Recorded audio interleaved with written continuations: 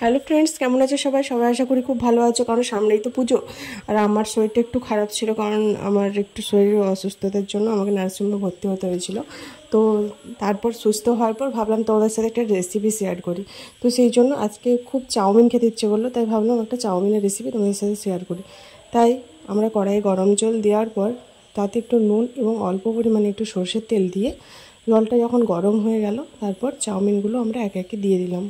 চাউমিনগুলো ভালোভাবে সেদ্ধ হওয়ার পর আমরা আস্তে আস্তে একটা জলটা চাউমিন থেকে ছেঁকে আলাদা করে নিলাম।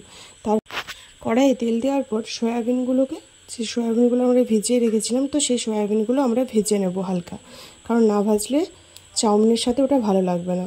তো তার জন্য কড়াইয়ে তেল দিয়ে তাতে নুন এবং একটু অল্প হলুদ দিয়ে ভালোভাবে নেড়ে নেড়ে ভেজে নিতে হবে।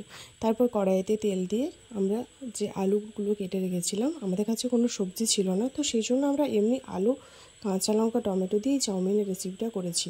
তো সেই জন্য আলু কোচার সাথে অল্প নুন এবং একটু হলুদ দিয়ে ভালোভাবে ঢাকা দিয়ে তারপরে কাঁচা লঙ্কা এবং টমেটো ও গুঁড়ো লঙ্কা এবং কাশ্মীরি লাল মির্চ আমরা অ্যাড করেছি। তারপর ভালোভাবে নেড়ে নেড়ে আলুটাকে ভালো করে ভেজে নিতে হবে।